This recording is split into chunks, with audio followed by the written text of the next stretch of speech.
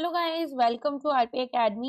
यहाँ पर आज हम लोग नेक्स्ट चैप्टर पर आ चुके हैं, जिसमें हम economic growth, business cycles and insurance penetration के बारे में पढ़ने वाले हैं। तो ऑफ कोर्स काफी इंपॉर्टेंट चैप्टर है और इसके भी बेसिक्स समझते हुए हम जाएंगे।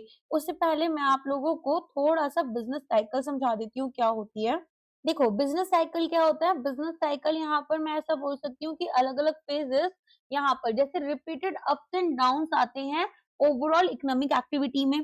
तो हाई ग्रोथ प्रॉस्पेरिटी आएगी, फिर लो ग्रोथ स्टैग्नेशन डिक्लाइन भी आ जाता है, राइट। तो यहाँ पर इसी के बारे में हम समझेंगे एक बिजनेस साइकिल के थ्रू। तो बिजनेस साइकिल से हमें ना प्रोडक्शन क्यों करना है, कितने लोगों को एम्प्लॉय करना है, कैसे इन्वेस्ट करना है अपने ऑर्गेनाइजेशन में, दोबारा इनकम कितनी है, कंजम्पशन कैसा है, और इंडिविजुअल फर्म्स का जो बिजनेस प्रॉफिट होता है वो इसके ऊपर डिपेंड करता है। तो बिजनेस साइकिल एक वेव लाइक मूवमेंट होती है जो कि रिकरिंग होती है, बार बार होती है, लेकिन रेगुलर नहीं होती। ठीक है, तो यहाँ पर मैं थोड़ा सा आपको ना इसके 4 फेजेस होते हैं वो समझाती हूँ। तो सबसे पहले हमारे पास में यहाँ पर जो बिजनेस साइकिल होगी उसमें आएगा बूम। बूम कौन सा पीरियड है, जहां पर हम अपना ग्रो कर रहे हैं। अब ग्रो करने के बाद में एक मूवमेंट आता है जिसमें कि बिजनेस अपनी पीक पर पहुंचता है। धीरे धीरे ग्रो कर रहे हैं, फिर बिजनेस अपनी पीक पर पहुंचेगा। पीक पर डिमांड भी हाईएस्ट होती है, ठीक है, और प्रॉफिट्स भी हाईएस्ट हो रहे होते हैं। फिर धीरे धीरे यहाँ पर जैसे इकोनॉमी में थोड़ा सा आप कह सकते हैं स्लो डाउन आता है, ऐसे ही बिजनेसेस में भी होता है। ठीक है, तो यहाँ पर स्लो डाउन आएगा और जो ग्रोथ थी वो कम होती चली जाती है। ग्रोथ कम हो गई, एक टाइम पर यहाँ पर जीरो हुई।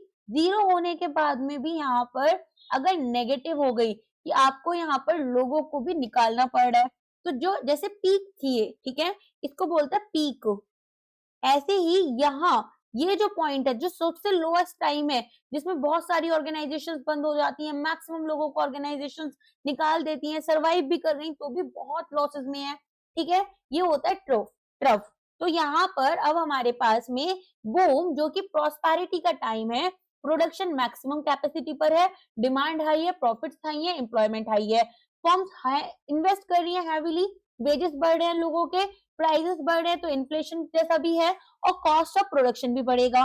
ठीक है, तो जिन लोगों की फिक्स्ड इनकम है वो थोड़ा सफर करते हैं, लेकिन डिमांड इवेंचुअली यहाँ पर स्टैग्नेंट होने लग जाती है और फॉल करने लग जाती है। फाइन, फिर आता है आपका रिसेशन, जहां पर जो इकोनॉमिक एक्टिविटी का रेट था वो डिक्लाइन करने लगता है। अब यहाँ पर इकोनॉमिक एक्टिविटी तो आपकी पॉजिटिव है, लेकिन जो रेट था वो यहाँ पर गिरता जा रहा है, जैसे 10, 9, 8, 7, 6, 5%, राइट। और फिर एक 0% आ जाएगा जिसमें हमारी कोई भी इकोनॉमिक एक्टिविटी नहीं हो रही, तो डिमांड फॉल कर रही है। प्रोड्यूसर्स जो हैं वो यहाँ पर प्रोडक्शन इनिशियली तो अपना स्टार्टेड रखते हैं, क्यों, देखो ये जो फेज है यहाँ पर हमारी प्रोडक्शन, जैसे मान लो इकोनॉमी डाउन हो गई तो भी हमारी फर्म्स को ये नहीं पता चल पाता कि डिमांड डाउन हो चुकी है, ये थोड़ा लेट पता चलता है। तब तक ये करते हैं इनिशियली यहाँ पर अपनी जो प्रोडक्शन है उसको कंटिन्यू रखेंगे, इस लेवल तक तो कंटिन्यू रखेंगे, फिर इनको रियलाइज होगा कि अच्छा प्रोडक्शन करने से हमें नुकसान हो रहा है, इन्वेंट्री से स्टॉक बाहर नहीं जा रहा है, तो ऐसे में या फिर इन्वेंट्री में से अब आपकी स्टॉक्स पाइल अप हो गई हैं, तो न्यू इन्वेस्टमेंट कैंसिल कर देंगे, वर्कर्स को रिट्रेंच कर देंगे। इसके अलावा यहाँ पर जो क्रेडिट वगैरह मिलता है बैंक से वो भी कम मिलेगा, और बिजनेस के जो फेलियर्स हैं वो शुरू हो जाते हैं। फिर कंज्यूमर्स यहाँ पर परचेजेस डिले कर देते हैं। समझ में आ गया इतना। अब इसके बाद क्या होगा, इसके बाद में आता है डिप्रेशन फेज। डिप्रेशन फेज में क्या हो रहा है, ये है मेरा डिप्रेशन फेज।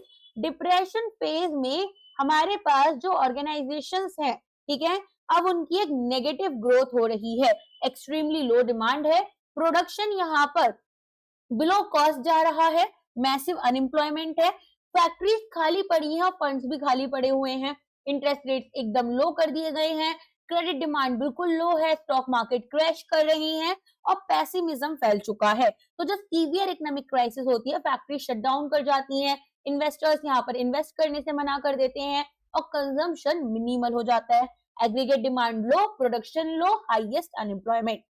फिर आता है रिकवरी का फेज। अब बुरा समय है, हमेशा तो रहेगा नहीं, धीरे धीरे यहाँ पर ये हमने ट्रफ टच कर लिया जिसमें कि सब कुछ लोएस्ट पर है अपने, जैसे यहाँ पर सब कुछ हाईएस्ट पर था, पीक पर। अब इसके बाद में हम अब ग्रो करना शुरू करेंगे, और जब हम ग्रो करना शुरू करेंगे इसे बोलेंगे रिकवरी फेज, जहां पर हमारी जो इकोनॉमिक एक्टिविटी है वो फिर से रिकवर होना शुरू हो जाती है। लोअर प्राइसेस होते हैं तो लोग, जैसे मान लो कोई कार है तो लोग सोचेंगे अभी जल्द से जल्द खरीद लें, जब सेल आती है आप लोग ज्यादा कोर्सेज परचेज कर लेते हो कि अभी यहाँ पर जब लो प्राइसेस हैं कंज्यूमर्स अट्रैक्ट हो रहे हैं, आइडल वर्कर्स यहाँ पर लोअर वेजेस में भी काम करने के लिए तैयार हैं, बैंक्स अपने जो एक्सेस फंड्स हैं उनको यहाँ पर क्या कर रहे हैं, उनके पास में एक्सेस है, ठीक है, लोन्स यहाँ पर अवेलेबल है लोअर इंटरेस्ट रेट के ऊपर। ओवरऑल यहाँ पर क्या होगा, डिमांड बढ़ेगी, प्रोडक्शन बढ़ेगा, एम्प्लॉयमेंट बढ़ेगा, इनकम बढ़ेगी, इन्वेस्टमेंट बढ़ेगी, और रिसेशन के बाद में गवर्नमेंट स्टिमुलस देखने के लिए मिलेगा, लोअर इंटरेस्ट रेट्स, रिवाइवल होगा स्टॉक मार्केट्स का, और डिमांड यहाँ पर बढ़ती है, न्यू इन्वेस्टमेंट आती है, अनएम्प्लॉयमेंट कम होती है, ऑप्टिमिज्म बढ़ जाता है, ठीक है। बूम में हम कैसे थे, ओवर ऑप्टिमिस्टिक, रिसेशन में कॉशियस हो जाते हैं, डिप्रेशन में पेसिमिस्टिक, और रिकवरी में फिर से ऑप्टिमिस्टिक होने लगते हैं। तो डिमांड हमारे पास सबसे ज्यादा कब है, जब इकोनॉमी यहाँ पर बूम पर है।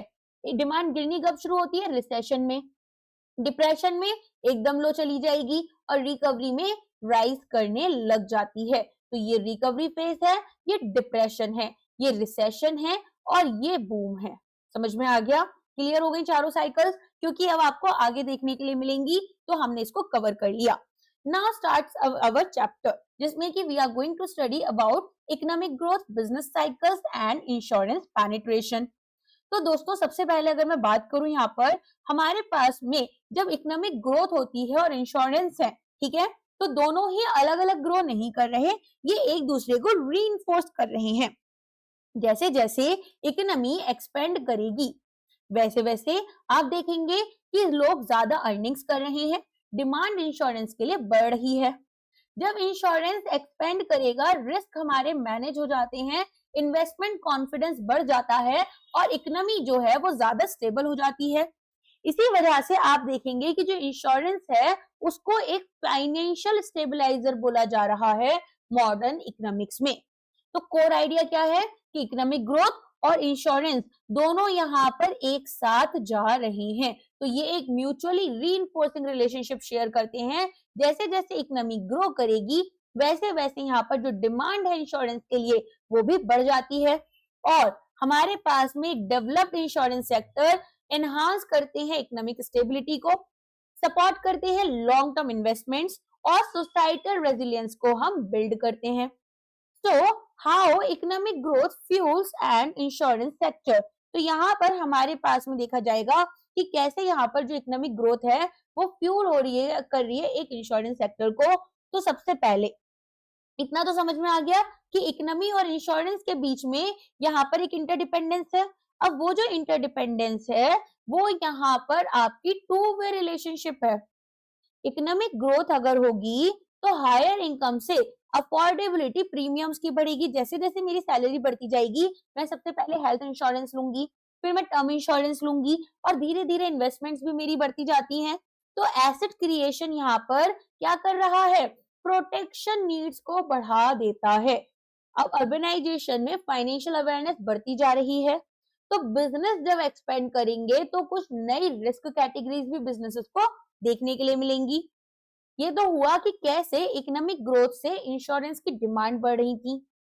अगर मैं बात करूं इंश्योरेंस से कैसे इकोनॉमिक ग्रोथ होती है, इंटरडिपेंडेंट कैसे हैं, तो यहाँ पर जब मान लो कोई भी इन्वेंट्री मैंने ली और उसके ऊपर इंश्योरेंस लिया, फायर इंश्योरेंस लेते हैं हम, अलग अलग इंश्योरेंस लेते हैं, तो रिस्क प्रोटेक्शन हो रहा है। अब जब रिस्क से मैं प्रोटेक्टेड हूं तो क्या होगा, रिस्क से प्रोटेक्टेड होने की वजह से मैं एंटरप्रेन्योरशिप जो है वो एनकरेज कर रही हूँ। इंश्योरेंस यहाँ पर जो हमारे लॉन्ग टर्म इन्वेस्टमेंट्स हैं उनको सपोर्ट करती हैं। कैसे, जो पूल बन रहा था हमने लास्ट क्लास में देखा था कि पूल जो हमारे पास में बना था प्रीमियम्स का, उससे हमने इन्वेस्ट करा इंफ्रास्ट्रक्चर में, तो हमारे पास इंफ्रा फंड्स भी बन गए। इसके बाद में स्टेबिलिटी जब आती है तो डोमेस्टिक और फॉरेन इन्वेस्टमेंट्स भी अट्रैक्ट हो रही हैं, तो एफडीआई भी आ रही है और डोमेस्टिकली भी लोग इन्वेस्ट कर रहे हैं। इसके बाद में यहाँ पर लॉस कॉम्पनसेशन इकोनॉमिक शॉक्स को रिड्यूस कर रही है। तो अब आपके दिमाग में सवाल आता होगा कि कैसे इकोनॉमी सपोर्ट करेगी एक इंश्योरेंस को एक एग्जाम्पल के थ्रू। तो देखो यहाँ पर जैसे जैसे जीडीपी राइज करती है वैसे वैसे जीडीपी बढ़ी मतलब इकोनॉमिक ग्रोथ है, एम्प्लॉयमेंट भी बढ़ता है और सेविंग्स भी बढ़ती हैं। अब एम्प्लॉयमेंट बढ़ा, सेविंग्स बढ़ी, सेविंग्स बढ़ने से फाइनेंशियल लिटरेसी भी साथ में इंप्रूव हो रही है, तो लोग सोचते हैं कि अब रिस्क मैनेज कर लें, है ना? जैसे हेल्थ इंश्योरेंस या फिर एक्सीडेंट इंश्योरेंस या फिर आपका फायर इंश्योरेंस, ये सारी चीजें तो केवल सर्वाइवल नीड्स के बारे में नहीं सोच रहे। तो इंडिया में आप देखेंगे हाउसिंग लोन्स जब ग्रो करते हैं तो रिस्क प्राइस हमारा होम इंश्योरेंस में होता है, और जैसे जैसे व्हीकल ओनरशिप बढ़ती है वैसे वैसे ग्रोथ हमारा मोटर इंश्योरेंस में देखने के लिए मिलता है, राइट? तो ये हमारे पास में एक एग्जांपल समझ में आ गया कि जैसे जैसे हाउसिंग लोन्स की डिमांड बढ़ी, इकोनॉमी ग्रो हो रही है तभी बढ़ रही है, तो यहाँ पर होम इंश्योरेंस भी बढ़ेगा। अगर मैं आगे की बात करूं यहाँ पर हमारे पास में अगर व्हीकल इन ओनरशिप इंक्रीज हुई तो ग्रोथ हमारे पास में किस में बढ़ेगी? मोटर इंश्योरेंस में बढ़ेगी, राइट? तो कैसे इंश्योरेंस सपोर्ट करता है इकोनॉमी को? इंश्योरेंस कंपनीज पूल करती हैं risk from many individuals, invest करती हैं प्रीमियम्स इंफ्रास्ट्रक्चर बॉन्ड और इक्विटीज में, जिससे कि कैपिटल फॉर्मेशन होता है, फाइनेंशियल मार्केट्स की डेवलपमेंट होती है और इकोनॉमिक रेजिलियंस बढ़ जाता है आफ्टर डिजास्टर्स। फॉर एग्जांपल जैसे अगर क्रॉप इंश्योरेंस है, मान लो ड्रॉट आया, ठीक है, अब क्रॉप इंश्योरेंस था, क्रॉप इंश्योरेंस से हमारे जो फार्मर्स हैं उनको यहाँ पर कुछ अमाउंट मिल गई, उनको यहाँ पर रिकवरी में हेल्प हुई। अगर उनको रिकवरी में हेल्प हो जाती है तो हमारे पास में एग्रीकल्चर आउटपुट जो है वो मेंटेन होगा और हमारी जो जीडीपी है वो भी स्टेबलाइज हो जाती है। क्लियर है? आप देखेंगे हमारे पास सबसे पहले तो डिस्पोजेबल इनकम बढ़ी, राइट? थियरी पढ़ते हैं अब एक बार फटाफट से, क्योंकि एग्जाम में थियोरेटिकल क्वेश्चंस आपके पास आएंगे। डिस्क्रिप्टिव लिखना है, लैंग्वेज अच्छी होनी चाहिए, स्ट्रक्चर अच्छा होना चाहिए, तो कैसे लिखेंगे वो भी है यहाँ पर। तो increase per capita income house holds यहाँ पर, ठीक है, क्या कर रहे हैं? फंड्स को अलोकेट कर रहे हैं रिस्क प्रोटेक्शन और सेविंग्स में, एसेट क्रिएशन में यहाँ पर और प्रोटेक्शन नीड्स में। इकोनॉमी ग्रो कर रही है अगर तो टेंजिबल एसेट एक्यूमुलेशन होता है, होम, व्हीकल, फैक्ट्रीज और डिमांड इंश्योरेंस कवरेज की बढ़ गई। मिडिल क्लास एक्सपेंड करेगा और अर्बनाइजेशन होगा तो urban population higher financial awareness की डिमांड करेंगे, which will be more inclined to purchase life and non life insurance. इसके बाद में कॉमर्स एंड ट्रेड एक्सपेंशन देखें तो इकोनॉमिक डेवलपमेंट क्या करती है? कॉम्प्लेक्स सप्लाई चेन्स लेकर आती है, नीड हमारे नीशे इंश्योरेंस प्रोडक्ट्स के लिए बढ़ जाती है। तो विजुअल रिप्रेजेंटेशन आप देखेंगे GDP growth versus insurance premium growth.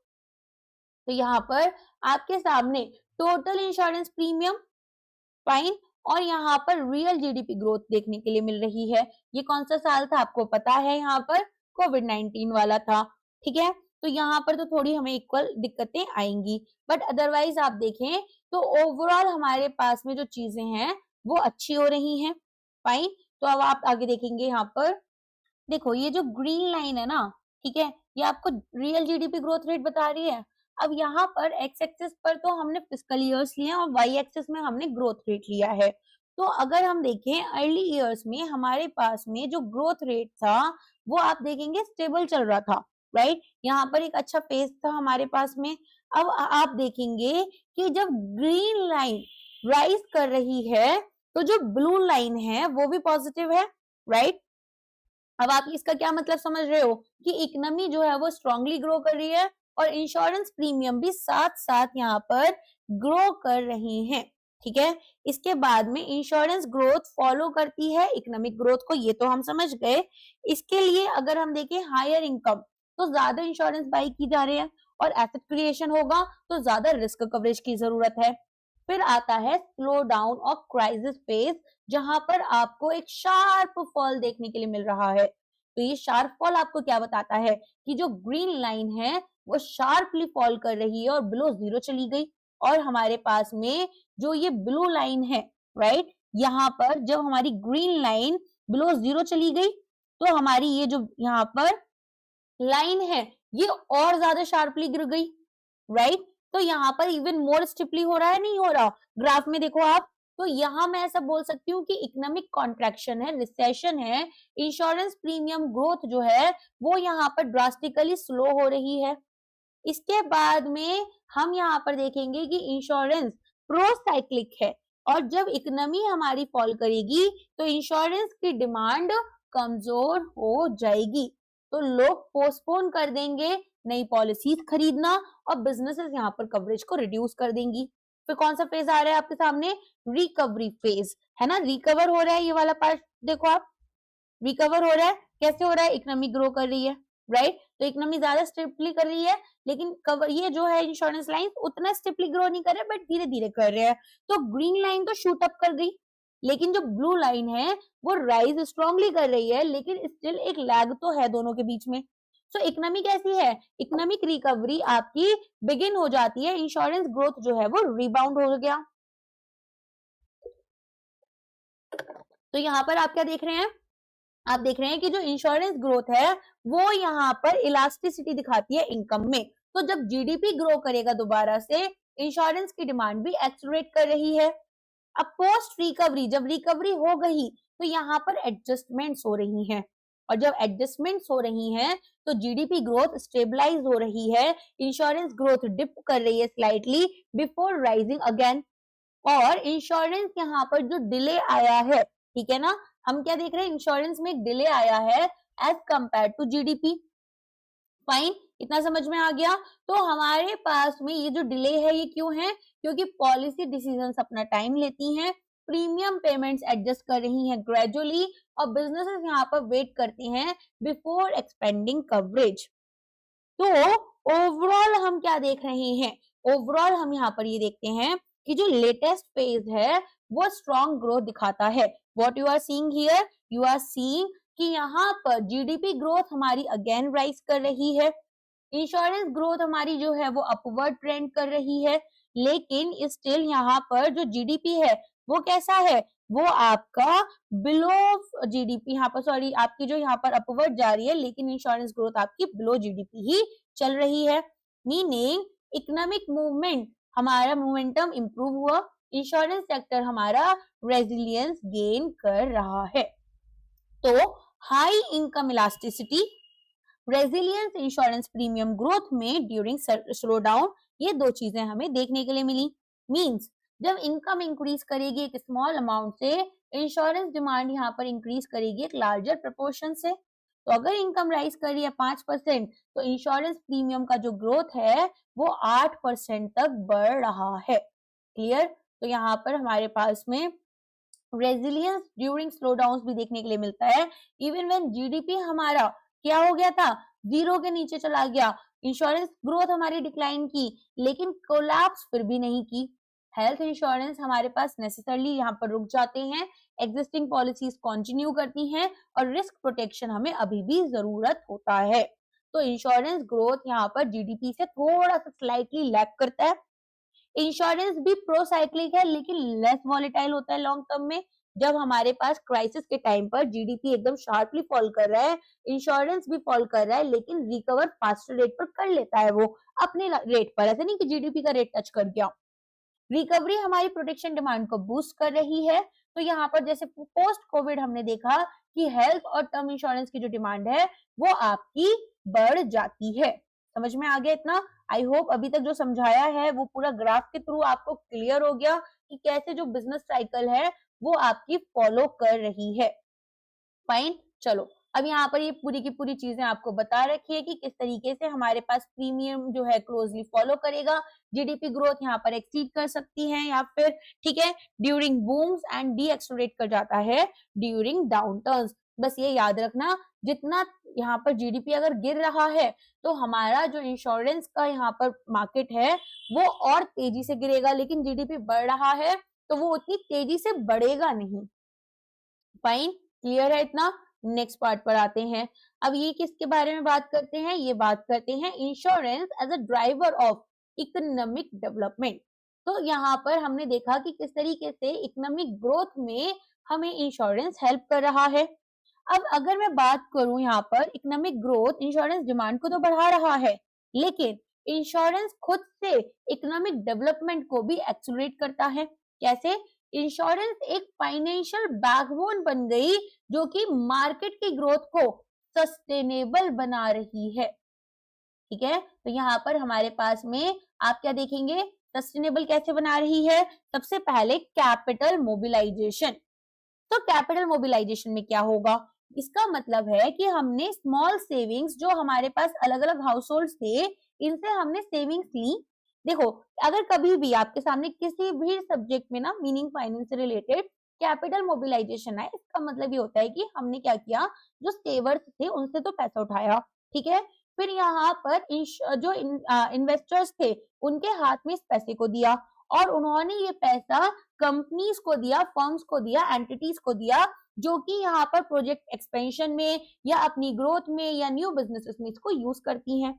So collecting small savings from million of people and converting them into large investment for the economy.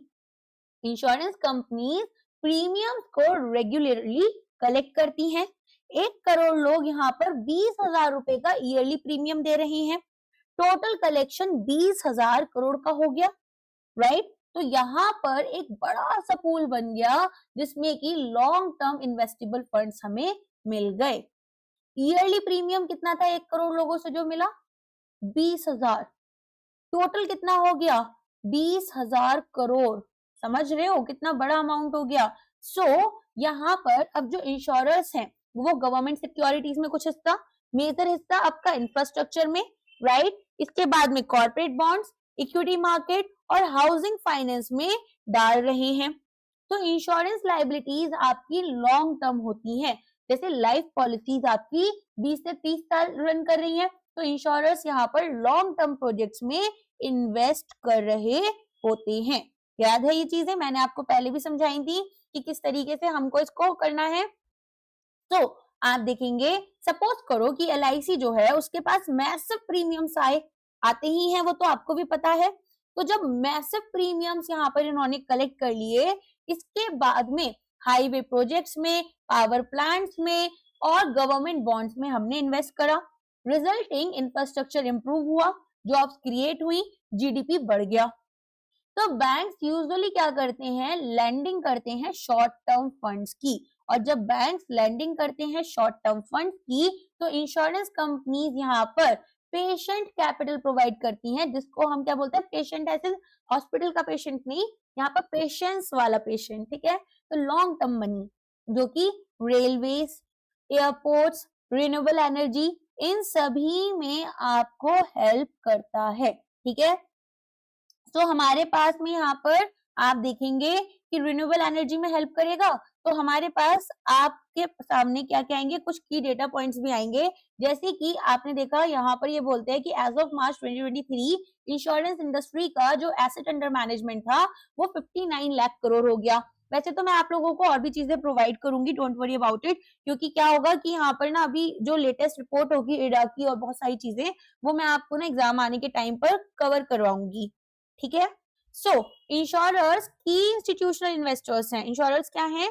की इंस्टीट्यूशनल इन्वेस्टर्स हैं और प्रीमियम्स कलेक्ट करे जाते हैं ताकि हम लॉन्ग टर्म इंफ्रास्ट्रक्चर में इन्वेस्ट करें। क्लियर हो गया? चलो आगे देखते हैं। अब ये बोलते हैं risk transfer and business confidence, ये तो मैं ही हूँ। यहाँ पर हमारे instead of bearing losses themselves, individuals and businesses जो हैं वो ट्रांसफर करते हैं फाइनेंशियल रिस्क इंश्योरर्स के पास में। और कैसे करते हैं? इंश्योरेंस यहाँ पर आप क्या कर रहे हो, प्रोटेक्शन बायर बन गए। जब आप यहाँ पर एक कंपनी हो या एक इंडिविजुअल हो जिसने कि अपने लिए क्या किया, इंश्योरेंस लिया, तो आप प्रोटेक्शन बायर हो। और प्रोटेक्शन सेलर कौन है? यहाँ पर इंश्योरर है, इंश्योरेंस कंपनी है जिसने हमसे क्या लिया था, यहाँ पर प्रीमियम हमसे पे कराया था। तो यहाँ पर इंश्योरेंस सपोर्ट करता है एंटरप्रेन्योरशिप को, इकोनॉमिक डायनेमिज्म को। कैसे? इंडिविजुअल्स और बिजनेसेस को अलाउ करता है कि वो अपने पोटेंशियल फाइनेंशियल रिस्क को ट्रांसफर करें। क्लियर हुआ इतना? तो यहाँ पर मान लो आपने एक मैन्युफैक्चरिंग कंपनी स्टार्ट की, ठीक है, मैन्युफैक्चरिंग, फूड मैन्युफैक्चरिंग, कुछ भी ले लो, फूड प्रोसेसिंग कुछ भी ले लो। तो यहाँ पर अब fire accident, product liability claim, supply chain loss, ये सारी चीजें यहाँ पर आपको जरूरी हैं। अब बिना इंश्योरेंस के एक छोटा सा कोई एक्सीडेंट हुआ और बिजनेस कोलैप्स कर सकता है, लेकिन अगर इंश्योरेंस है तो लॉसेस कॉम्पनसेट किए जाएंगे, बिजनेस सरवाइव कर जाएगा। और इंश्योरेंस यहाँ पर एंटरप्रेन्योरशिप को कवर एनकरेज करता है, क्योंकि लोग यहाँ पर अब फेलियर से कम डरते हैं। तो इकोनॉमिक इम्पैक्ट, रिस्क ट्रांसफर हमें इन्वेस्टमेंट कॉन्फिडेंस देता है, इनोवेशन देता है और बिजनेस एक्सपेंशन में हेल्प करता है। इससे यहाँ पर जो डेवलप्ड इकोनॉमीज होती हैं उनके पास में, इसीलिए आप देखेंगे इंश्योरेंस सेक्टर्स ना बहुत स्ट्रॉन्ग है, बहुत ज्यादा। ठीक है, बचपन में अगर फ्रेंड सीरीज देखी होगी तो आपको याद होगा, वो लोग भी हेल्थ इंश्योरेंस की बात करते हैं, तब इंडिया में इतना रेलिवेंट भी नहीं था, है ना। तो हमें पता तो चलता है, अगर आपने देखी है, वरना मत देखने जाना, अब उतने से के लिए तो वहां कुछ मिलेगा भी नहीं आपको एक्सेप्ट कि यहाँ पर रेशल जो है वो अपनी हड्डी तोड़वा लेती है। चलो अब आ जाते हैं रेचल। चलो, एक्सपोर्टर्स यहाँ पर क्या कर रहे हैं, शिप करते हैं गुड्स को वर्थ 2 करोड़ रुपीस का ओवरसीज। अगर गुड्स डैमेज्ड हैं तो मरीन इंश्योरेंस कॉम्पनसेट करेंगे लॉसेस को। अगर इंश्योरेंस नहीं है तो आपके पास में एक्सपोर्टर्स क्या कर रहे हैं, इंटरनेशनल ट्रेड को रोक देते हैं। सो इंश्योरेंस अनेबल करता है ग्लोबल कॉमर्स को। तो अब आप देखो यहाँ पर सोशल सिक्योरिटी एनहांसमेंट हुई, लाइफ और हेल्थ इंश्योरेंस जो है वो फाइनेंशियल कुशनिंग ऑफर करता है स्पेशली इमरजेंसीज में, और यहाँ पर reliance on government support system आपका रिड्यूस होगा। इंश्योरर्स एक्टिवली प्रमोट करते हैं रिस्क असेसमेंट और सेफ्टी मेजर्स, हेल्प करेंगे कि यहाँ पर इकोनॉमिक और ह्यूमन लॉसेस को रिड्यूस किया जा सके। अब बिजनेस साइकिल और हमारे पास में इंश्योरेंस इंडस्ट्री के बीच में यहाँ पर देखेंगे डायनेमिक्स। तो आपको मैंने बेसिक तो समझा दिया बिजनेस साइकिल्स क्या होती हैं, ठीक है। तो जो इंश्योरेंस कंपनीज है वो आइसोलेशन में तो ऑपरेट कर नहीं रही, इकोनॉमी के साथ मूव करेंगी। तो हमने देखा था 4 फेजेस थे, एक्सपेंशन, पीक, रिसेशन और ट्रफ। तो यहाँ पर आपको एक एक फेज को समझना है। एक्सपेंशन फेज में मैंने आपको क्या बताया था कि जो जीडीपी है वो हमारा राइज कर रहा है। तो जब जीडीपी आपका बढ़ेगा, जॉब्स बढ़ रही थी, सैलरीज बढ़ रही थी, राइट, ये सारी चीजें मैंने आपको बताई थी। तो यहाँ पर जो लाइफ इंश्योरेंस है उस पर क्या होगा, हाई डिमांड हो जाएगी, किसकी, यूलिप्स की, सेविंग प्लान्स की, टर्म प्रोटेक्शन की। तो इन एग्जांपल से समझे अगर, तो ड्यूरिंग इकोनॉमिक ग्रोथ क्या होता है, एक यंग प्रोफेशनल है वो यूलिप्स में इन्वेस्ट करना स्टार्ट कर देंगे और मार्केट्स हमारे राइज करते हैं। फैमिलीज लॉन्ग टर्म पॉलिसीज यहाँ पर बाई करती हैं due to economic stability. Non life insurance में मोटर इंश्योरेंस, ठीक है, प्रॉपर्टी इंश्योरेंस और कमर्शियल इंश्योरेंस जो है वो आपके बढ़ जाते हैं जैसे जैसे फैक्ट्रीज वगैरह एक्सपेंड कर रही हैं। फाइन। तो यहाँ पर अब एडा क्या करेगा, एडा को थोड़ा सा यहाँ पर चेक्स रखने पड़ेंगे। तो इंश्योरर स्ट्रैटेजी क्या रहेगी कि वो नए प्रोडक्ट्स को लॉन्च करें, एक्सपेंड करें, डिस्ट्रीब्यूशन और मार्केटिंग बढ़ाएं।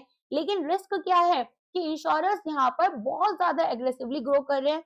तो एडा यहाँ पर मिस सेलिंग प्रिवेंट करेगी, प्रॉपर अंडरराइटिंग हो ऐसा इंश्योर करेगी और रैपिड ग्रोथ रिस्क जो हो रहे हैं उनको मॉनिटर करेगी।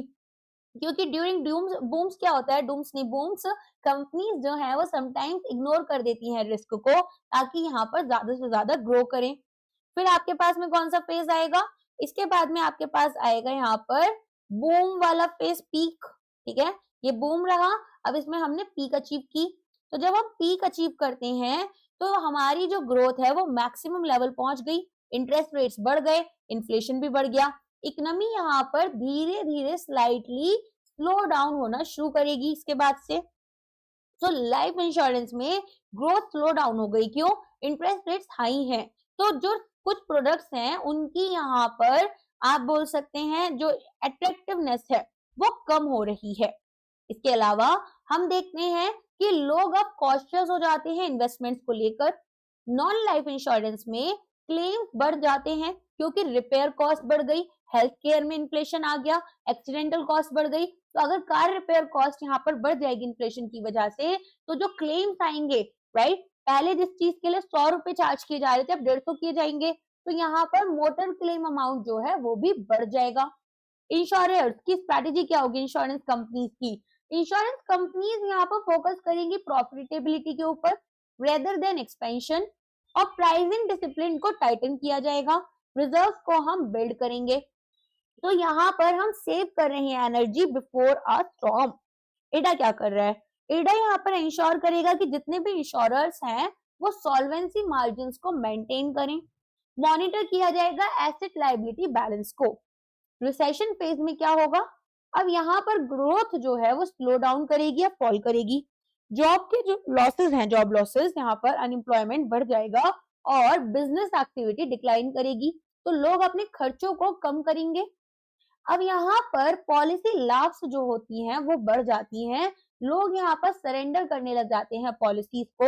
तो एक एग्जांपल लें, अगर एक सैलरीड एम्प्लॉयड है, ठीक है, अब यहाँ पर वो सैलरी उनको मिल रही है लेकिन उनकी जॉब चली गई, तो यहाँ पर पेइंग जो उनको करनी थी, पेमेंट जो करनी थी प्रीमियम्स की, वो रुक जाएंगी और वो अपनी सेविंग पॉलिसीज को सरेंडर कर सकते हैं। नॉन लाइफ इंश्योरेंस के लिए क्या होगा, सो ये फोकस करेंगे रिटेंशन कॉस्ट कंट्रोल के ऊपर, मीनिंग अब यहाँ पर न्यू बिजनेस पॉलिसीज कम लाई जाएंगी, कमर्शियल इंश्योरेंस की जो डिमांड है वो कम होगी और फ्रॉड रिस्क बढ़ जाएगा। सो कंपनीज फैक्ट्री एक्सपेंशन डिले कर देती हैं, कुछ ही यहाँ पर न्यू प्रॉपर्टी पॉलिसीज जो हैं वो इशू की जाती हैं। फिर आती है बात इंश्योरर स्ट्रैटेजी की। अब इसमें अगर मैं इंश्योरर्स की बात करूं, इंश्योरेंस कंपनीज यहाँ पर कस्टमर रिटेंशन के ऊपर फोकस करती हैं, ऑपरेशनल कॉस्ट को कम कर देती हैं और क्लेम मैनेजमेंट एफिशिएंसी जो है कि कैसे जो क्लेम्स उनके पास आ रहे हैं उन्हें कैसे मैनेज करना है, उससे रिलेटेड उनकी एफिशिएंसी यहाँ पर इंप्रूव होगी। तो एडा फोकस करता है कि वो लिक्विडिटी हमारे इंश्योरर्स की मेंटेन करे, ठीक है, इंश्योरर्स की यहाँ पर जो लिक्विडिटी है वो मेंटेन कैसे होगी कि क्लेम पे आउट जो है वो फेयर वे में होने चाहिए, ठीक है। तो यहाँ पर हमारे पास में हार्डशिप के दौरान क्लेम सेटलमेंट बहुत इंपॉर्टेंट होता है पॉलिसी होल्डर्स के लिए। अब आता है ट्रफ और रिकवरी फेज, ट्रफ और ट्रफ के बाद में रिकवरी। तो ग्रेजुअली यहाँ पर जो डिमांड है वो बढ़ने लग जाती है, इकोनॉमी अपने लोएस्ट पॉइंट पर पहुंचती है ट्रफ के टाइम पर और फिर यहाँ पर दोबारा से ग्रोथ शुरू होगी, कॉन्फिडेंस लोगों का यहाँ पर फिर से बढ़ने लगेगा, प्रोटेक्शन प्रोडक्ट्स जो हैं वो फास्टर रिकवर करना शुरू करेंगे। तो यहाँ पर क्योंकि कोई भी क्राइसिस के बाद में लोग ज्यादा रिस्क को लेकर अवेयर हो चुके हैं, जैसे जब पैंडेमिक आया तो हेल्थ इंश्योरेंसेस उसके बाद में काफी अच्छे इंप्रूव हुए हैं इंडिया में, तो हेल्थ और टर्म इंश्योरेंस की डिमांड बढ़ी है ना। यहाँ पर अगर मैं नॉन लाइफ इंश्योरेंस इम्पैक्ट की देखूं तो रिस्क सेगमेंट यहाँ पर, ठीक है, वो आप देखेंगे रिस्क के अकॉर्डिंग जो हमारे अलग अलग सेगमेंट्स हैं वो पिकअप करते हैं, जैसे पहले health insurance, then motor insurance, इसके बाद में पर्सनल एक्सीडेंट कवर्स। तो बिजनेस यहाँ पर आपके ऑपरेशंस रीस्टार्ट कर रहे हैं और इंश्योरेंस कंपनीज कॉशियस ऑप्टिमिज्म लेते हैं, डिजिटल डिस्ट्रीब्यूशन यूज करते हैं, फ्लेक्सिबल प्रोडक्ट्स को लॉन्च करते हैं। सो इंश्योरर्स इंट्रोड्यूस करेंगे ऑनलाइन टर्म प्लान्स और माइक्रो इंश्योरेंस होगा ड्यूरिंग रिकवरी। आगे समझ में। अब बात करेंगे इंश्योरेंस मार्केट साइकिल्स की, हार्ड वर्सेस सॉफ्ट मार्केट। देखो ये जो इंश्योरेंस मार्केट साइकिल है ये हम लोग जीडीपी वगैरह से जो रिलेट कर रहे थे ना अभी मैक्रो इकोनॉमिक फैक्टर से, ये उसके बारे में नहीं बात कर रहे। जैसे हर एक इंडस्ट्री होती है उसमें यहाँ पर कुछ अपनी भी एक साइकिल चलती है, तो वैसे ही वो हम इंश्योरेंस मार्केट साइकिल की बात कर रहे हैं, एक तरीके से बोल सकती हूँ इंश्योरेंस इंडस्ट्री की बात कर रहे हैं। तो ये साइकिल्स इंडिपेंडेंट है मैक्रो इकोनॉमिक साइकिल्स के, लेकिन इक्वली इम्पैक्टफुल है। तो सबसे पहले बात होती है सॉफ्ट मार्केट की and then hard market. So soft market क्या होता है, सॉफ्ट मार्केट आप एक इजी मार्केट से समझ सकते हो जिसमें कि हमारे पास में जो प्रीमियम्स हैं वो लो हैं। क्यों, क्योंकि इंश्योरेंस इजीली अवेलेबल है और चीप है, सस्ता है, ठीक है। तो प्रीमियम्स बड़े सस्ते हैं, लो हैं, कंपटीशन इंश्योरर्स के बीच में काफी हाई है, कवरेज टर्म्स बहुत जेनरस हैं और अंडरराइटिंग रूल्स हमारे यहाँ पर रिलैक्स्ड है। समझ में आ गया, ब्रॉड कवरेज है, हाई कंपटीशन है, लो प्रीमियम है।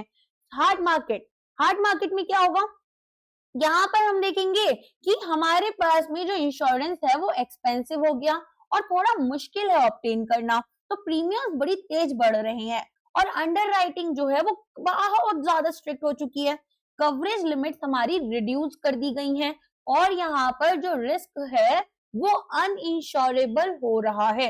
अब हमने कवरेज ही बहुत ज्यादा नहीं प्रोवाइड कर रखा, राइट। तो यहाँ पर सॉफ्ट मार्केट कब होगा, जब इन्वेस्टमेंट हमें जो मिल रही है रिटर्न्स वो स्ट्रॉन्ग मिल रहे हैं, इंश्योरर्स ने कहीं पर इन्वेस्ट करा इंफ्रास्ट्रक्चर में और रिटर्न्स बड़े अच्छे से मिल रहे हैं 15-20%, ठीक है। तो बहुत मजा आएगा उनको, फिर सोचेंगे कम प्रीमियम सस्ते हो जाएंगे, लोग ज्यादा इंश्योरेंस खरीदेंगे और ज्यादा इन्वेस्टमेंट कर सकते हैं। मेजर क्लेम्स जो हैं वो बहुत कम है, या डिजास्टर्स बहुत कम होते हैं, और बहुत सारे जो इंश्योरर्स हैं वो यहाँ पर कॉम्पीट करते हैं फिर कस्टमर्स के लिए। तो सपोज करो एक मोटर इंश्योरेंस कंपनीज है, वो चाहती है अपना अपना मार्केट शेयर बढ़ाना।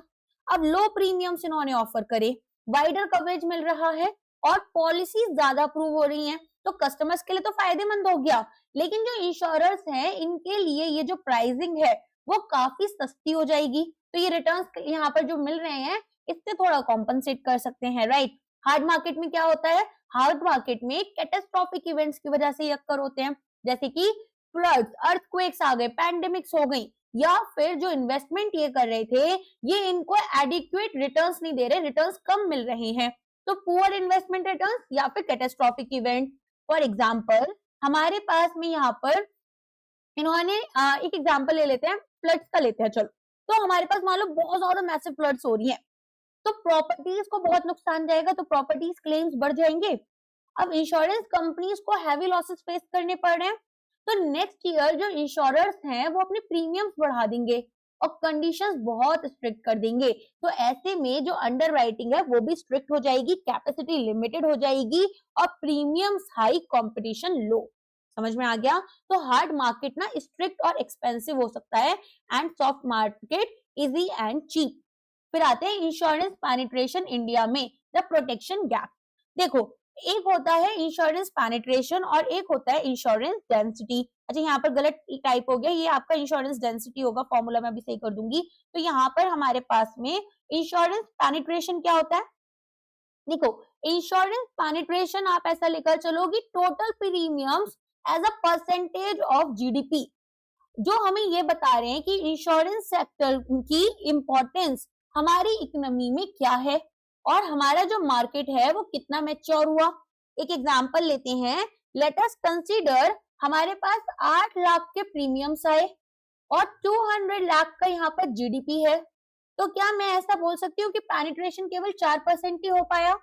और इंश्योरेंस डेंसिटी हमें क्या बताती है, ये हमें बताती है कि हमारे पास में जो प्रीमियम पर पर्सन है वो कितना है, ठीक है। तो यहाँ पर जो टोटल प्रीमियम्स हैं अपॉन पॉपुलेशन, अगर हमारे पास में हर एक सिटीजन कितना स्पेंड करते हैं on insurance on an average, ये मुझे जानना है तो मैं इसके थ्रू जानूंगी। फॉर एग्जांपल 8 लाख करोड़ का टोटल मैंने प्रीमियम यहाँ पर हमारी कंट्री में आया, ठीक है, और टोटल पॉपुलेशन हमारे पास कितनी है, टोटल पॉपुलेशन है 140 करोड़ की, ठीक है। तो यहाँ पर आप देखेंगे, अब आप इसको डिवाइड करोगे तो आपको आंसर मिल जाएगा, ठीक है। यहाँ पर 5700 आएगा इसका आंसर पर पर्सन। अब देखो इंडिया में अगर मैं देखूं हमारे पास में लाइफ इंश्योरेंस में पेनिट्रेशन 2.8 है, नॉन लाइफ में 1%, टोटल हमारे पास 3.8% पेनिट्रेशन है। और अगर डेंसिटी में देखें तो यहाँ पर $78 और ये $28 है हमारा नॉन लाइफ एंड $106 हमारा टोटल बैठेगा। ये डाके एनुअल रिपोर्ट के अकॉर्डिंग आपको डेटा दिया गया। सो मैं ऐसा बोल सकती हूँ कि इंश्योरेंस जो है वो अभी भी अंडर डेवलप्ड है। अगर मैं बाकी कंट्रीज से यहाँ पर कंपेयर करूँ, स्पेशली जो डेवलपिंग और डेवलप्ड कंट्रीज हैं, तो यहाँ आपको ये समझ में आता है कि हमारे पास में इंश्योरेंस पेनिट्रेशन ने तो मुझे इंश्योरेंस का साइज बताया कि हमारी जो इकोनॉमी है उसके हिसाब से, इंश्योरेंस डेंसिटी ने मुझे ये बताया कि हमारे पास में इंश्योरेंस के ऊपर जो खर्चा पर पर्सन किया जा रहा है वो कितना है, ठीक है। और प्रोटेक्शन गैप मुझे क्या बताता है, ये मुझे ये बताता है कि हमारा जो इंडिया का इंश्योरेंस सेक्टर है ये ग्रो तो कर रहा है, लेकिन एक लार्ज पार्ट ऑफ पॉपुलेशन आज भी और इवन हमारे एसेट्स अनइंश्योर्ड हैं और इसी को हम प्रोटेक्शन गैप बोलेंगे। समझ में आ गया इतना। अब आगे बढ़ते हैं, ग्लोबल कंपैरिजन कर रहे हैं। अच्छा ग्लोबल कंपैरिजन से पहले ना मैं आप लोगों को एक एग्जांपल से थोड़ा और समझाती हूँ। तो अगर मैं आपसे पूछूं कि यहाँ पर इंडिया में इतना प्रोटेक्शन गैप क्यों है, तो क्या आप ऐसा बोल सकते हैं कि ओनली पार्ट ऑफ पॉपुलेशन जिसके पास एडिक्वेट हेल्थ कवर है, ठीक है, वो बहुत ही यहाँ पर हमारे पास छोटा है और एक मेजर इलनेस फैमिलीज को पॉवर्टी में लेकर आ जाती हैं। तो मिलियंस ऑफ होम एग्जिस्ट करते हैं लेकिन बहुत ही कम लोगों के पास में प्रॉपर्टी इंश्योरेंस है। तो अगर नेचुरल डिजास्टर आ गई तो ह्यूज अनइंश्योर्ड लॉसेस होते हैं। तो इंडिया के पास एक प्रोटेक्शन गैप है, low financial awareness, rural population, affordability issues है, ट्रस्ट गैप है इंश्योरेंस में, कॉम्प्लेक्स प्रोडक्ट्स हैं। ठीक है, तो अगर मैं बोलूं अप्रोक्सीमेट पेनिट्रेशन लेवल्स क्या हैं, तो हमारे पास में साउथ अफ्रीका में ना तो अब आप यहाँ पर क्या देख रहे हैं, आप देख रहे हैं कि भाई जो साउथ अफ्रीका है, फॉर एन एग्जांपल मैं एग्जांपल दे रही हूँ, वहां पर ना 12% के अराउंड पेनिट्रेशन है, which is one of the highest वाला। ओके, इसके अलावा और भी हैं कुछ कंट्रीज जिनको हम देख सकते हैं। तो यहाँ पर ये ग्लोबल एवरेज बता रहे हैं 7% का है, ये नोट्स में आपको क्लियर दिख जाएगा, मैं वैसे बोल दे रही हूँ अगर आप बनाना चाह रहे हो। यूएस में ये 11.50 का है, ठीक है, यूके में 10.50 है। अगर मैं बात करूं साउथ अफ्रीका की, तो मैंने आपको बताया था 12% है, हाईएस्ट तो मुझे याद भी हो चुका है, ऐसे डेटा ना याद हो जाता है, 2-3 बार रीड कर लो तो। फिर ब्राजील में आपके पास में ब्रिक्स कंट्रीज में 4% और इंडिया का भी देखो तो 4% है, राइट। तो यहाँ पर इंडिया का एक्चुअली 3.7 से 4% है, तो इसको हमने इतना लिख दिया है।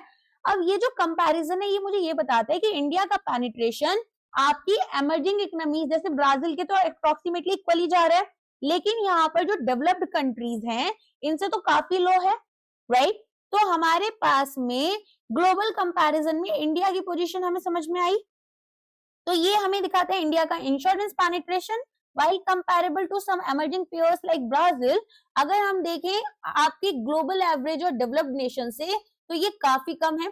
साउथ अफ्रीका स्टैंड आउट कर रहा है ब्रिक्स नेशन में भी, क्योंकि एक highly matured life insurance market है। ग्लोबल एवरेज 4%, हमारा 3.7% के अराउंड चलता है। अभी लेटेस्ट आएगा डेटा तो पता चल जाएगा। अब यहाँ पर कंट्री और रीजन वाइज पेनिट्रेशन दे रखा है, यूएस का 11.4, यूके का 10.3, south Africa global average, Brazil और इंडिया का 3.7%। ठीक है, क्लियर हो गया। तो अभी आपको लग रहा होगा कि भाई साउथ अफ्रीका में इतना हाई क्यों है, मैच्योर लाइफ इंश्योरेंस कल्चर है और रिटायरमेंट लिंक्ड इंश्योरेंस प्रोडक्ट से प्रोवाइड करते हैं। और डेवलप्ड कंट्रीज में इनकम लेवल्स हाई हैं, रिस्क अवेयरनेस काफी स्ट्रांग है और यहाँ पर जो इंश्योरेंस कवरेज है वो मैंडेटरी होता है। समझ में आया, जब आप जॉब वगैरह करोगे वहां पर अगर कभी मतलब आप तो खैर क्यों करोगे, लेकिन मैं एक एग्जांपल देती हूँ कि अगर कोई जॉब करता है तो उनको ना मैंडेटरी ये सारी चीजें मिलती हैं। इंडिया में ना कुछ कंपनीज देती हैं कुछ नहीं देती हैं, लेकिन अगर आप एक एमएनसी में जॉब कर रहे हो तो डेफिनेटली मिलेगा। तो ये सारी बातें होती हैं, फाइन। अच्छा, इसके अलावा अब अगर मैं बात करूं यहाँ पर सोशल और इकोनॉमिक इश्यूज जो कि हिंडर करते हैं पेनिट्रेशन को। अब सोशल एंड इकोनॉमिक में हम यहाँ पर और क्या क्या चीजें देखते हैं।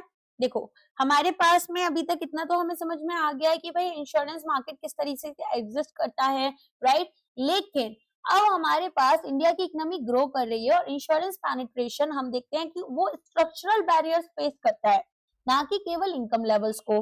तो सबसे पहले तो अगर मैं बात करूं रूरल अर्बन डिवाइड की, तो अब ये बोल रहे हैं कि भाई देखो 65% जो इंडिया का पॉपुलेशन है वो तो अभी भी रूरल है, ठीक है। और यहाँ पर रूरल एरियाज में जो रूरल कंट्रीब्यूशन है वो 20% से भी कम है। क्यों? क्योंकि लोगों की डिस्पोजेबल इनकम बहुत कम है। लिमिटेड इंश्योरेंस ऑफिसर्स या एजेंट्स वहां पर मिलेंगे आपको, और जो प्रोजेक्ट डिजाइन किए जा रहे हैं, जो प्रोडक्ट्स डिजाइन किए जाते हैं, ये मेनली अर्बन एरियाज के लिए किए जा रहे हैं बाय द इंश्योरर्स। तो इसी वजह से यहाँ पर पेनिट्रेशन बहुत ही कम है। तो मान लो एक फार्मर है जो कि सीजनल इनकम अर्न करते हैं, तो वो मंथली प्रीमियम जो हमारे फिक्स्ड होते हैं वो नहीं पे कर पा रहे, इनको फ्लेक्सिबल या क्रॉप लिंक्ड इंश्योरेंस चाहिए। तो ट्रेडिशनल प्रैक्टिसेस या फिर पॉलिसीज हमारी इस नीड को मीट नहीं कर पाती और पेनिट्रेशन स्लो रहता है। फिर आ जाओ इनफॉर्मल इकोनॉमी के ऊपर, तो 90% इंडिया की जो वर्क फोर्स है वो अनऑर्गेनाइज सेक्टर में काम कर रही है, और अनऑर्गेनाइज सेक्टर इंडिया का इनफॉर्मल सेक्टर के अंडर ही कैलकुलेट हो रहा है। दोनों अलग अलग हैं लेकिन सिमिलर कैरेक्टरिस्टिक्स में इंडिया में ही एग्जिस्ट कर रही हैं, समझे। तो ओवर 90% ऑफ वर्कफोर्स हमारी street vendor, small shopkeeper, gig workers हैं, जिनके पास ना सैलरी स्लिप्स हैं, ना स्टेबल इनकम है, ना बैंक रिकॉर्ड्स है, ठीक है।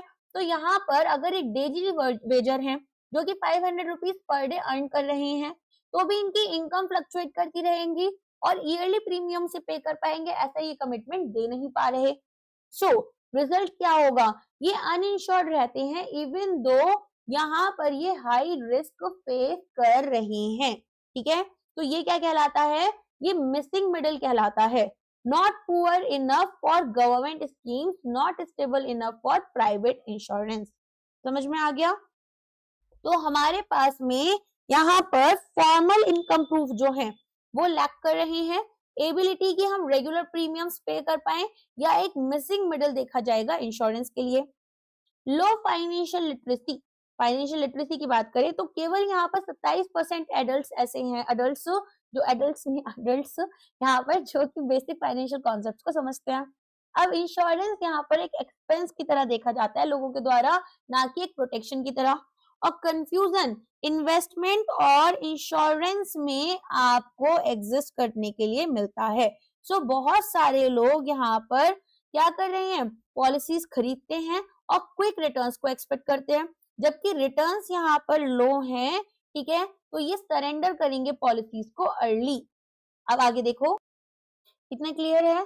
अब आप आगे देखेंगे कि यहाँ पर हमारे पास में, ठीक है, अब बहुत सारे लोग हैं, इन्होंने पॉलिसीज खरीदी, एक्सपेक्ट कर रहे हैं क्विक रिटर्न्स मिलेंगे, लेकिन इन्वेस्टर्स यहाँ पर क्या देख रहे हैं कि रिटर्न्स तो बहुत ही कम मिल रहे हैं और ये पॉलिसीज को सरेंडर कर देंगे इसके बाद में, जिससे कि पेनिट्रेशन लो है और लैप्स रेशियो बहुत हाई है।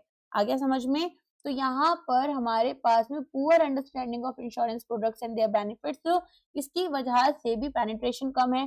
ट्रस्ट डेफिसिट और मिस सेलिंग, यहाँ पर आप देखेंगे कि हमारे पास में जो पास्ट इश्यूज थे, जैसे कि एजेंट्स ने क्या किया हुआ है इंडिया में, बहुत सारे ऐसे केसेस हैं कि रॉन्ग प्रोडक्ट्स बेचे हैं और बहुत ज्यादा हिडन कंडीशंस होती हैं जब क्लेम लेने का नंबर आता है। स्टार इंश्योरेंस का एक बहुत बड़ा एग्जांपल देती हूँ मैं आपको।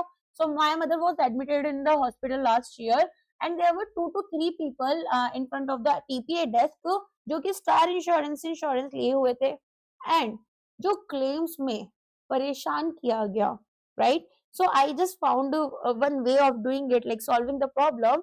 मैंने उनको बोला आप एक काम करो, आप सब ना एक लेटर लिख लो इनको और लेटर्स भेज दो टीपीए के थ्रू, जिसमें लिख दो कि we know our rights and अगर आप परेशान करोगे तो हम कंज्यूमर फोरम में तो जाएंगे ही जाएंगे, अदर देन दैट हम इंश्योरेंस यहाँ पर एडा से जो है आपकी कंप्लेंट करेंगे। एंड बूम, यहाँ पर आपके सबके क्लेम्स आ जाते हैं and people were so thankful. तो यहाँ पर ना इस तरह की सिचुएशन भी होती है, तो ना फियर्स यहाँ पर क्रिएट हो जाते हैं कि इंश्योरेंस कंपनीज क्लेम्स पे नहीं कर रही, और इंडिया में तो कुछ कंपनी जेन्युइनली बहुत परेशान करती हैं। सो आप देखेंगे कि अगर किसी ने सेविंग पॉलिसी खरीदी ये सोचकर कि भाई फिक्स डिपॉजिट है, लेटर रियलाइज करा कि लॉक इन एग्जिस्ट करता है, तो ट्रस्ट रिड्यूस हो गया। तो ये हमारे पास में इंडस्ट्री ग्रोथ को स्लो डाउन कर रहा है। फाइन। सो आप देखेंगे हमारे पास में जो इंडस्ट्री का रेपुटेशन है वो अफेक्ट होता है bye past instances of miss selling, और कॉम्प्लेक्स यहाँ पर क्लेम प्रोसेसेस होते हैं। एक पावरफुल डेटरेंट देखने के लिए मिलता है, जेंडर गैप में क्या होगा, insurance ownership among women is lower. क्यों? फाइनेंशियल ऑटोनॉमी नहीं है, cultural biases and towards insuring male earners, ठीक है। तो बहुत सारे हाउस होल्ड्स में हस्बैंड के पास लाइफ कवर है, लेकिन विमेन जो है, जो उनकी वाइफ हैं, वो अभी भी यहाँ पर अनइंश्योर्ड हैं even if they are working, ठीक है। तो एक ह्यूज प्रोटेक्शन गैप जो है वो आपका एग्जिस्ट करता है। तो अब आगे बढ़ते हैं। Insurance penetration among women is significantly lower than among men। क्यों? क्योंकि यहाँ पर लोअर फाइनेंशियल ऑटोनॉमी है, कल्चरल टेंडेंसी जो है कि प्रायोरिटाइज करना है insurance of male members. Next आते हैं, एडा का स्ट्रेटेजिक रिस्पॉन्स कैसा रहता है। So building an inclusive sector. So एडा का विजन है कि insurance for all by 2047। Instead of कि यहाँ पर एक रिफॉर्म हो, रेगुलेटर्स एक मल्टी लेयर्ड स्ट्रेटेजी लेकर आते हैं जिसमें बीमा ट्रायनिटी हमें देखने के लिए मिलती है, ठीक है। तो यहाँ पर जैसे यूपीआई रेवोल्यूशन हुआ था ना इंश्योरेंस के लिए, ऐसे ही बीमा ट्रायनिटी आपको देखने के लिए मिलेगी, और ये बहुत इंपॉर्टेंट है, इसको याद कर लेना। तो एक गेम चेंजर ये बनकर आई है। इसमें आपके पास बीमा सुगम है, बीमा वाहक है, और इसके अलावा बीमा विस्तार है। बीमा सुगम, बीमा वाहक एंड बीमा विस्तार। सबसे पहले बीमा सुगम को समझते हैं। ये एक डिजिटल मार्केट प्लेस बन जाता है, एक यहाँ पर वन स्टॉप प्लेटफॉर्म है जिसमें इंश्योरर्स, एजेंट्स और कस्टमर्स तीनों को इंटीग्रेट किया जाता है। जो lack of transparency, mis selling, difficult policy management हो रहा था, वो तीनों प्रॉब्लम्स को खत्म कर रहे हैं। तो वन स्टॉप डिजिटल प्लेटफॉर्म जैसे कि यूपीआई है, इंटीग्रेट करेगा सभी इंश्योरर्स, डिस्ट्रीब्यूटर्स को बाइंग के लिए, सर्विसिंग के लिए और क्लेमिंग पॉलिसी।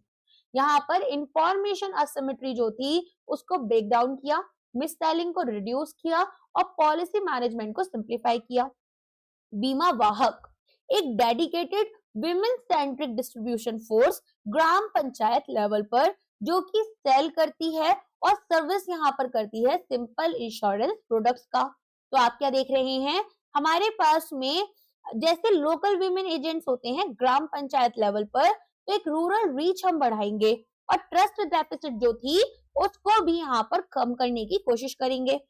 अब एक एग्जांपल से बीमा सुगम समझाती हूँ पहले मैं, उसके बाद में बीमा आपको वाहक समझाऊंगी। तो बीमा सुगम में आप मानकर चलो कि ट्रेन टिकट्स आपने खरीदी, ठीक है, किसी एक ऐप पर, तो आपने मल्टीपल काउंटर्स विजिट नहीं करा, वैसे ही ये काम करेगा, इजी कंपैरिजन, ऑनलाइन सर्विसिंग और फास्टर क्लेम्स। और बीमा वाहक यहाँ पर लोकल वुमेन एजेंट्स जो हैं, ठीक है, फॉर एग्जाम्पल कोई यहाँ पर लोकल वुमेन है और इंश्योरेंस बेच रही है अपने गांव में, तो लोग यहाँ पर उन पर ज्यादा ट्रस्ट करेंगे रेदर देन जो सिटी से कोई एजेंट आया हुआ है। और विमेन कस्टमर्स यहाँ पर ज्यादा कंफर्टेबल फील करती हैं, तो अपनी विमेन एम्पावरमेंट भी बढ़ाती हैं। समझ में आ गया यहाँ पर? आगे बढ़ते हैं, तो लेवरेज करेंगे लोकल ट्रस्ट को, एम्पावर करेंगे विमेन को और एड्रेस करेंगे लास्ट माइल कनेक्टिविटी चैलेंजेस। बीमा विस्तार एक बंडल्ड अफोर्डेबल पैरामीट्रिक प्रोडक्ट है, जैसे कि यहाँ पर एक एग्जांपल से समझाती हूँ मैं आपको। अब आप 3 पॉलिसीज अलग अलग मत खरीदो, आप क्या करो, यहाँ पर अगर एक वर्कर है मान लो, तो उसने एक लो कॉस्ट पैकेज खरीदा जिसमें कि मेजर रिस्क कवर हो रहे हैं उनके, तो यहाँ पर पैरामीट्रिक क्लेम्स आसानी से मिल जाते हैं और पेपर वर्क कम होता है। तो हमने बंडल कर दिए प्रोडक्ट्स को, जैसे लाइफ, हेल्थ, प्रॉपर्टी को एक साथ, तो अफोर्डेबिलिटी और कॉम्प्लेक्सिटी दोनों ही प्रॉब्लम्स सॉल्व हो गई। आगे समझ में? तो यहाँ पर बीमा विस्तार में हमने क्या करा है, सिंपल लैंग्वेज, क्विक क्लेम पे आउट करने हैं, अफोर्डेबिलिटी और सिंप्लिसिटी की तरफ जाएंगे, एक सैशे प्रोडक्ट बनाएंगे मासेस के लिए जिसमें कि इनफॉर्मल सेक्टर और एलिमिनेट करेंगे कॉम्प्लेक्स डॉक्यूमेंटेशन को। इसके अलावा यहाँ पर और भी कुछ रेगुलेटरी रिफॉर्म्स आए हैं। सबसे पहले अगर मैं बात करूं यहाँ पर new expense of management regulation, ये क्या है? इंश्योरेंस अब इन्वेस्ट कर सकते हैं टेक्नोलॉजी और न्यू डिस्ट्रीब्यूशन में, तो डिजिटल ट्रांसफॉर्मेशन हमें देखने के लिए मिलेगी, ठीक है, तो हमारे पास में ज्यादा फ्लेक्सिबिलिटी मिल गई इनको। फिर आता है सॉल्वेंसी रिक्वायरमेंट्स को लोअर किया गया, जैसे करार हमने कम करा अपना, वैसे ही सॉल्वेंसी रिक्वायरमेंट, सॉल्वेंसी मार्जिन्स, ताकि फ्री अप कर सकें कैपिटल, और इंश्योरेंस यहाँ पर अंडर राइटिंग को एक्सपेंड कर सकते हैं। तो हमारे पास में यहाँ पर मोरल, आप क्या देख रहे हैं, मोर मोटर या हेल्थ पॉलिसीज इशू की जा रही है विदाउट रेजिंग एक्स्ट्रा कैपिटल। तो यहाँ पर देखो आप, हमने फ्री अप किया कैपिटल इंश्योरेंस के लिए, वो एक्सपेंड करेंगे अपने बिजनेसेस, अंडर राइटिंग कैपेसिटी बढ़ जाएगी। यूज एंड फाइल प्रोसीजर, यहाँ पर क्या होगा, तो इंश्योरर्स जो हैं वो लॉन्च करेंगे बहुत सारे प्रोडक्ट्स को बिना प्रायर अप्रूवल के, अगर तो ये आसानी हो गया उनके लिए। रिजल्ट क्या होगा, फास्टर इनोवेशन और कस्टमाइज्ड पॉलिसीज वो प्रोवाइड कर पाएंगे, ठीक है। Launch many products without prior आरटीडा अप्रूवल। फिर removal of age limit on health insurance, तो यहाँ पर हम क्या कर रहे हैं, अब जो इंश्योरर्स हैं वो डिनाई नहीं करेंगे न्यू पॉलिसीज एज के बेसिस पर, रेदर इंक्लूजन यहाँ पर होगा सीनियर सिटीजन्स के लिए। तो यहाँ पर आप क्या देख रहे हैं कि मैंडेट कर रहे हैं कि इंश्योरर्स अब रिफ्यूज नहीं करेंगे new health policies to individuals of any age. ये न्यूज़पेपर में ना बहुत रेलेवेंट आर्टिकल्स की तरह आया था, अब ये काफी इंपॉर्टेंट यहाँ पर रिफॉर्म था, वरना क्या कर रहे थे ये लोग, जो लोग यहाँ पर सीनियर सिटीजन थे उनको हेल्थ इंश्योरेंस वगैरह नहीं दे रहे थे, तो अब वो यहाँ पर बंद हो गया था, अब सोशल इंक्लूजन बढ़ गया। अब यहाँ पर हमारे पास बिजनेस साइकिल और इंश्योरेंस ट्रेंड के बारे में थोड़ा सा देख लेते हैं। तो सबसे पहले तो जो रिसर्च है वो ये दिखाती है कि हायर जीडीपी पर कैपिटा हुई है, हायर लाइफ इंश्योरेंस पेनिट्रेशन की तरफ हमें लेकर गई है, लेकिन इंडिया का जो यहाँ पर इंश्योरेंस पेनिट्रेशन है वो 4.2% था फाइनेंशियल ईयर 21 में, लेकिन ये गिरकर कितना हो गया, ये गिरकर हो गया 3.7%, ठीक है, डिस्पाइट ग्रोथ। अब क्यों हुआ, क्योंकि हम प्योर प्रोटेक्शन प्रोडक्ट्स की तरफ जा रहे हैं, रूरल रीच हमारी बहुत वीक है और हाई सरेंडर रेट्स हैं। तो अगर 70% बेनिफिट्स हमने पे किए कंपेयर टू प्रीमियम्स कलेक्टेड, तो ग्रोथ हमारी स्लो डाउन हो जाएगी। समझ में आ गया? तो स्ट्रॉन्ग कोरिलेशन एग्जिस्ट करेगा जीडीपी पर कैपिटा और लाइफ इंश्योरेंस पेनिट्रेशन में। पेनिट्रेशन डिक्लाइन कर रही है यहाँ पर ऑलरेडी, एंड यहाँ पर प्रोडक्ट मिक्स की तरफ हम जा रहे हैं। रूरल आउटरीच बहुत लो है, सरेंडर रेट्स बहुत हाई चल रहे हैं, जिसकी वजह से ऐसा देखने के लिए मिला। फिर रिसेशन एंड क्राइसिस रिस्पॉन्स में अपन देखते हैं कि इंश्योरेंस प्रोसाइक्लिक है। अगर बूम होगा तो प्रीमियम्स बढ़ेंगे, देखा था। अगर रिसेशन आएगा तो प्रीमियम ग्रोथ स्लो डाउन हो जाएगी। कोविड-19 में हम देखते हैं कि जो मोटर क्लेम्स हैं यहाँ पर वो डिक्रीज हुए, कम घूमे हम। ट्रैवल इंश्योरेंस क्लेम्स डिक्रीज हुए, हेल्थ क्लेम्स बढ़ गए शार्पली, और बिजनेस इंटरप्शन क्लेम्स जो हैं वो भी यहाँ पर इंक्रीज हो जाते हैं।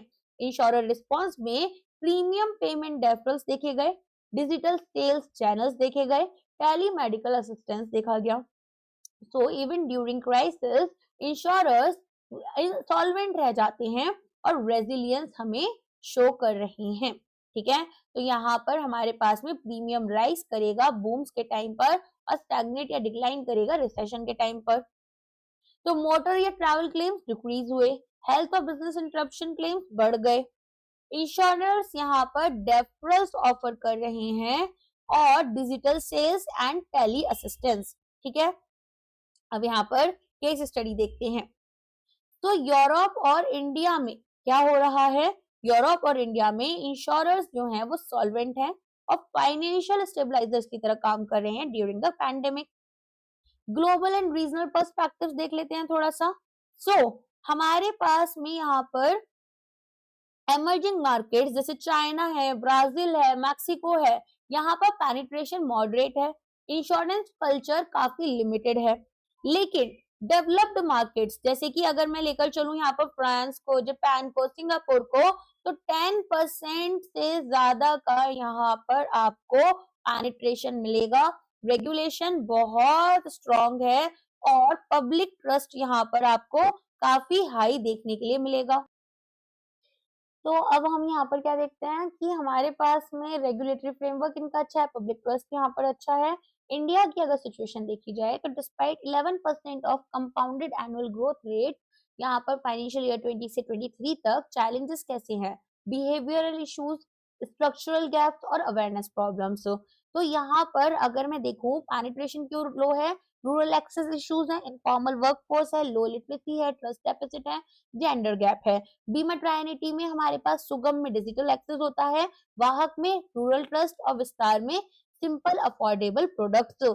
इसके अलावा हमने यहाँ पर देखा कि कैसे यूज एंड फाइल, यहाँ पर इंक्लूजन पॉलिसीज। इसके अलावा हमारे पास में एक्सपेंस ऑफ मैनेजमेंट जो है ये इंपॉर्टेंट रेगुलेशंस आए। अब बात करते हैं कुछ आउटलुक्स एंड रिकमेंडेशंस की तरफ। तो सबसे पहले अगर मैं आउटलुक्स एंड रिकमेंडेशन में बात करूं, हमारे पास में एक सिंपल सा सवाल आज भी क्या प्रेजेंट है कि फ्यूचर क्या है इंडिया के इंश्योरेंस सेक्टर का और कैसे यहाँ पर इसका जो फुल पोटेंशियल है उसको हम टैप कर सकते हैं, रियलाइज कर सकते हैं। देखो, हम जानते हैं कि पेनिट्रेशन कम है आज, लेकिन आउटलुक तो बहुत स्ट्रांग है। क्यों? क्योंकि मल्टीपल ग्रोथ ड्राइवर्स हमारे सामने हैं। सबसे पहले अगर मैं देखूं, हमारे पास ग्रोथ पोटेंशियल आता है, तो इंडियन इंश्योरर्स यहाँ पर double digit premium growth expect कर रहे हैं, driven by GDP, digital innovation and regulatory support. So Indian insurers का ये मानना है कि प्रीमियम ग्रोथ तो स्ट्रांग होगी, क्योंकि हमारे पास में जब जीडीपी बढ़ता है, इनकम बढ़ेगी, एसेट्स बढ़ेंगे, रिस्क एक्सपोजर बढ़ेगा और इंश्योरेंस की डिमांड भी बढ़ेगी नेचुरली। तो अगर इंडिया की मिडिल क्लास एक्सपेंड कर रही है 30 सीआर से 50 सीआर लोगों में, तो हेल्थ पॉलिसी ज्यादा जाएंगी, टर्म प्लान ज्यादा सेल होंगे और मोटर इंश्योरेंस भी होगा। तो प्रीमियम्स फास्टर ग्रो करते हैं देन जीडीपी, क्योंकि लो करंट पेनिट्रेशन है।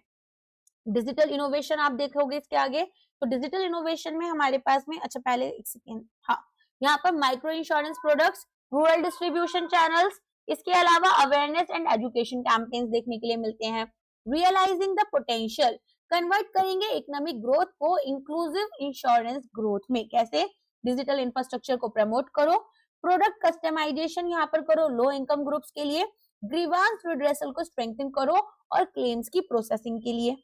तो यहाँ पर हमारे पास में और अपन क्या देख रहे हैं कि हमारे लिए बेसिक चीजें जो हैं वो क्या क्या हैं कि टेक्नोलॉजी ट्रांसफॉर्म करे इंश्योरेंस डिस्ट्रीब्यूशन को, ऑनलाइन पॉलिसी परचेज करें, मोबाइल फोन बेस्ड यहाँ पर क्लेम ट्रैकिंग हो पाए, एआई बेस्ड अंडरराइटिंग हो।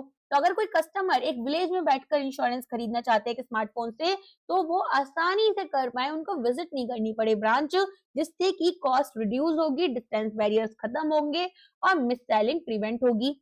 रेगुलेटरी सपोर्ट में रिफॉर्म्स जैसे बीमा सुगम, use and file, flexible EOM rules insurers को अलाउ करते हैं कि वो नए प्रोडक्ट्स को क्विकली यहाँ पर लॉन्च करें और न्यू कस्टमर सेगमेंट्स यहाँ पर पहुंच पाए, ऑपरेशनल कॉस्ट उनकी कम हो जाए। ठीक है, तो हमारे पास में माइक्रो इंश्योरेंस प्रोडक्ट्स जैसा यहाँ पर लिखा हुआ था किस तरह से हेल्प कर रहे हैं। देखो, सबसे पहले तो लो कॉस्ट इंश्योरेंस हमारे फार्मर्स के लिए, डेली वेज वर्कर्स के लिए, इनफॉर्मल सेक्टर्स के लिए प्रीमियम्स कम है, स्मॉल है, कवरेज सिंपल है। एक 200 रुपए का एक्सीडेंट कवर दिया हमने कंस्ट्रक्शन वर्कर को। क्यों इंपॉर्टेंट है? क्योंकि जो मिसिंग मिडल है वो यहाँ पर कवर हो जाता है और पेनिट्रेशन इंप्रूव होता है। रूरल डिस्ट्रीब्यूशन चैनल में ट्रेडिशनल सिटी बेस्ड एजेंट्स जो हैं वो हर एक गांव तो पहुंच नहीं सकते, इतने सारे गांव हैं इंडिया में। तो क्या होगा, यहाँ पर बीमा वाहक, डिजिटल कियोस्क, बैंकिंग करस्पॉन्डेंट्स, ये हमारी हेल्प करेंगे। नए मॉडल्स आएंगे, इंश्योरेंस हम लोकल सेल्फ हेल्प ग्रुप या पंचायत नेटवर्क के थ्रू सेल करेंगे। अवेयरनेस एंड एजुकेशन कैंपेन में इंश्योरेंस ग्रोथ यहाँ पर केवल इनकम की बात नहीं कर रही, ये बात करती है रिस्क को समझने के लिए। और कैंपेन्स किस चीज पर फोकस करते हैं? कैंपेन्स फोकस करते हैं यहाँ पर कि डिफरेंस क्या है इन्वेस्टमेंट वर्सेस इंश्योरेंस में, इंपॉर्टेंस हेल्थ कवर की क्या है, और क्लेम प्रोसेस अवेयरनेस हमारे पास कैसी है।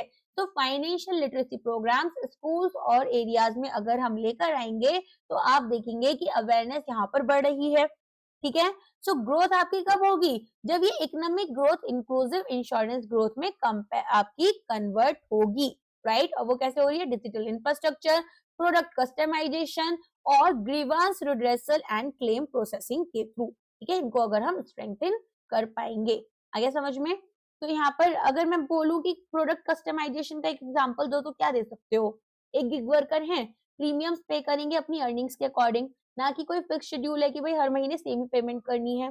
ठीक है, तो यहाँ पर एक हेल्थ क्लेम भी सेटल किया जा सकता है 3 दिन के अंदर, इंस्टेड ऑफ 30 डेज आप ले रहे हो, तो कस्टमर का ट्रस्ट बढ़ेगा, वर्ड ऑफ माउथ यहाँ पर अडॉप्शन बढ़ जाएगा। आगे समझ में? चलो, अब यहाँ पर कंक्लूजन में आप एक बार देख सकते हैं इंडिया का जो इंश्योरेंस सेक्टर है वो क्रिटिकल जंक्शन पर है। कैसे है? यहाँ पर देखो, हमारे पास में यहाँ पर एक टर्निंग पॉइंट है जिसमें कि GDP growth fast, digital transformation हो रही है, रेगुलेटरी रिफॉर्म्स और ज्यादा स्ट्रॉन्ग किए जा रहे हैं, और यंग पॉपुलेशन भी हमारी अच्छी खासी है, डेमोग्राफिक डिविडेंड हमारा काफी अच्छा है, यंग है। तो यहाँ पर हम देखेंगे कि अभी भी लेकिन rural urban divide, informal workforce, low financial literacy और ट्रस्ट डेफिसिट, जेंडर गैप है, जो कि बिहेवियरल और स्ट्रक्चरल हैं, ना कि केवल इकोनॉमिक प्रॉब्लम्स हैं। तो फ्यूचर यहाँ पर क्या है? Future about selling more policies है, जिसमें इंक्लूजन, सिंप्लिसिटी, ट्रस्ट, एक्सेसिबिलिटी होगा, और बीमा सुगम, वाहक, विस्तार, ये ट्रांसफॉर्म करते हैं इंश्योरेंस को mass market society safety net में, ना कि केवल एक फाइनेंशियल प्रोडक्ट में। आगे समझ में? चैप्टर कंप्लीट हो जाता है इसके साथ में, और यहाँ पर आप इसको पॉज कर एक बार रीड कर सकते हैं। इस तरीके से आपको अपने जो कंक्लूजन्स हैं वो भी लिखने होंगे। चलिए, आज के लिए बस इतना ही है।